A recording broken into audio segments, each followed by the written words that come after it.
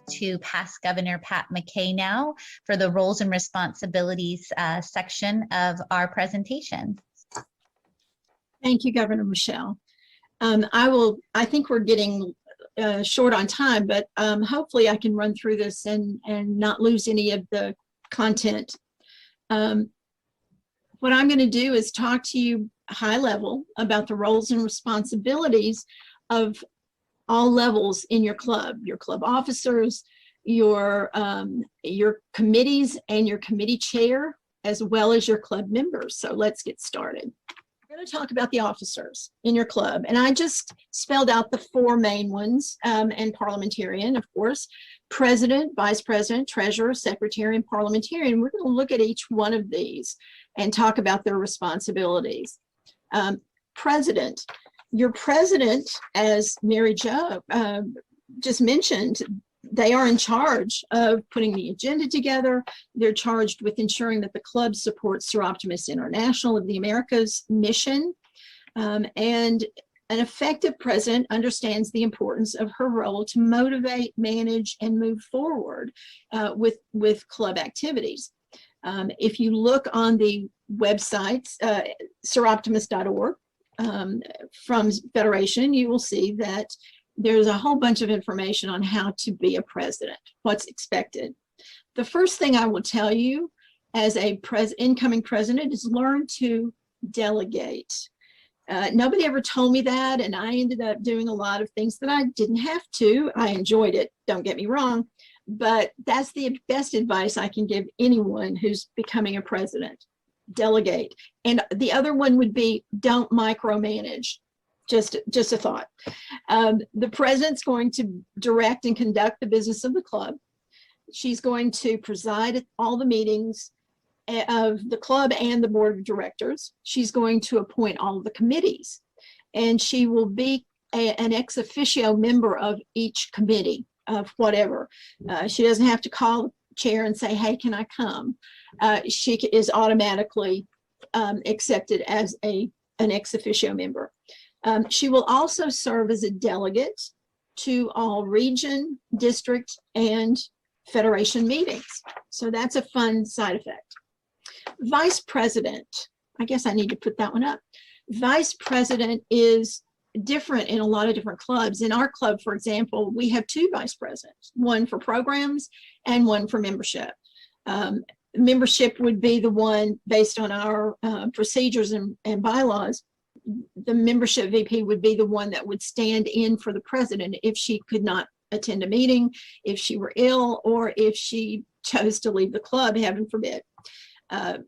But whatever you call your vice president in your club, she's usually considered the lady in waiting, if you will, for the president position.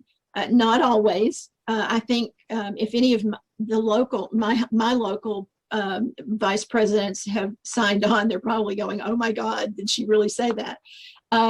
It's a good idea to have your vice presidents being trained to take over the president's position. It's a very good idea, because if you become a president, for example, like I did after being just a corresponding secretary and a new member, it's a little daunting, I will tell you. So it's always good to have a succession plan to make sure that your officers and club members are working together toward making sure that you have your club officer positions covered every year. And of course, with this particular position, duties as assigned by the president, as I'm sure all the club officers have that on their list of duties. So let's go to treasurer. Your treasurer is a very important person in your club. She handles all the club money. She creates the budget that goes to the president and the board for approval. And she makes sure that generally accepted rules of maintaining safety and accuracy in her bookkeeping methods are attained. She generally keeps the club checkbook, and she pays all bills on a timely basis. She also stays on top of all SIA, SI, and IRS requirements, including Form 990, which the IRS is insists on, I think it's November. I don't quote me on the month, but let me tell you, they get very irate if you don't get that one in every year. It has to be filed on a timely basis. So please do that. And of course, other duties as assigned. And going to secretary. Now, I can never be a secretary because I can't keep my mouth closed long enough in a meeting to do that, because I can't write and talk at the same time. It's kind of like chewing gum and walking, or I guess. But what happens at your club meetings, your board meetings, it's very, very important.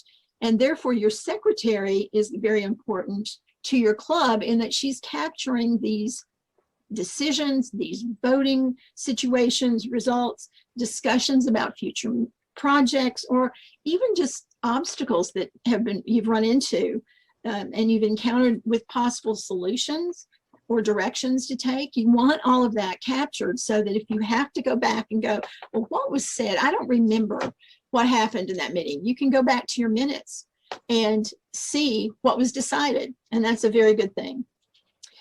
Meeting minutes should be submitted on a fairly timely basis, because if you wait too long, you'll forget what it was that happened during that meeting. So you want to present them to the club or to the board fairly quickly afterwards, so that they can be reviewed, so that they can be looked at to see if anything was left out, that sort of thing. So moving right along to parliamentarian, and that's the position I currently hold for my club. And I've been parliamentarian on the region level, and Priscilla is the parliamentarian currently for Southern Region.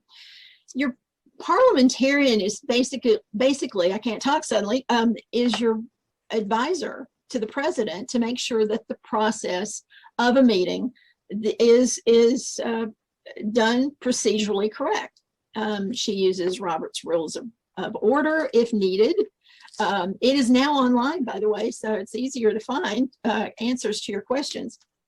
Now, I know that a lot of people think that parliamentarians stay quiet, but you know, I can't do that. But I don't offer advice unless asked to in a meeting. If a president looks to me and says, how do we handle that? Then I'll answer. But generally speaking, a parliamentarian is also a club member. So I think it's perfectly okay for them to participate in the meeting and offer suggestions or whatever to make sure, you know, that things are being listened to and that sort of thing. So on to committees.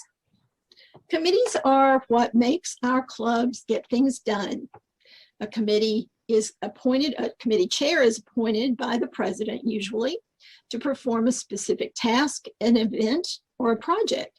Now, there are some standing committees that are certainly evident in our Southern Region procedures. And I believe our club, if I remember correctly, I haven't looked at the bylaws lately, but I should, that standing committees are very important to the overall operation of the organization, whether it's Southern Region, whether it's SIA, whether it's local clubs. The president generally will ask for a chair of a committee and then appoint them. Or you may have somebody who volunteers to be a committee chair. And then, of course, you get volunteers for committee members. So the committee chair is in charge of that committee. She is the boss, if you will. She sets the agenda time, the agenda, the time of the meetings, the date of the meetings, and she'll make sure that meeting minutes are recorded so that you can take those back to the club and the club knows what the committee is doing and how well they're operating. So that's the committee chair. Okay. Oh, I forgot to do that. There she is with her little whiteboard. Now, committee member, you have some responsibilities too. Committee members, of course, are participating in the committee. We have to show up. We have to show up as a committee member. You have to show up to the committee meeting. You must listen and you must participate in the discussions. focus on the committee meeting, not on your phone or anything else. And it's very important that you're there to volunteer ideas, discuss, give feedback, whatever. But if you disagree with a point, certainly be civil with it. Not everybody agrees with everybody. We know that. But be civil, state your concern in a nice, succinct way. And if you are overruled, then, you know, that happens. And then you smile and continue to participate with a good attitude. That is every club member's, I will say not just committee member, but every club member's responsibility as well. But no one gets their way all the time. I can tell you on many, many occasions, things just have not always turned out the way I wanted it. But I smiled, kept my attitude in check, and just continued to participate. And that, I think, is the important thing. So club members, yeah, you have responsibilities too. But you just joined. Well, you want to come to meetings, first of all. As a brand new member, if you don't come to meetings, you don't know what's going on or how you can help. So you can't just come forever and have fun at an event. You can have fun, but you got to participate. Our clubs cannot continue to do our dream programs, fundraising, or work in the community without club members helping. So many times I've talked to clubs that say, well, we have 20 members, but we only have about 8 or 9 of them that come to do any of the events and projects. That's kind of standard across all the people that I've come in contact with through Southern Region and SIA club members. If one club, or excuse me, one team member, which we're all on this team called the club, if one member drops the ball, it can cause a ripple effect, causing the overall team to have to work harder or longer to get things accomplished. Now think about that. If you will just remember that when your president sets a meeting or a committee chair sets a committee meeting, and you go, oh, well, I just don't really want to go. But if you're a part of that team, you need to show up. You need to participate. You need to pitch in, and you need to do your part. Because that's all what Soroptimist is about as far as I'm concerned. It takes a village to get things done, and be a good villager, okay? So whether you are an officer, whether you're a committee chair or on a committee, or if you are a club member, show up, speak up, and participate, and be a part of what's happening in your club. Your community efforts can expand exponentially when all of your members show up. And the personal rewards you will receive from your participation will be well worth your effort. And who knows, you may be the next Southern Region Governor or SIA President someday. And all of these things that you've learned along the way will serve you well. So thank you for allowing me to talk tonight. This is one of my favorite subjects because I like to see club members, officers, and committees and committee chairs all kick in and participate, because as I said, it takes a village and we all have to be good villagers. Thank you.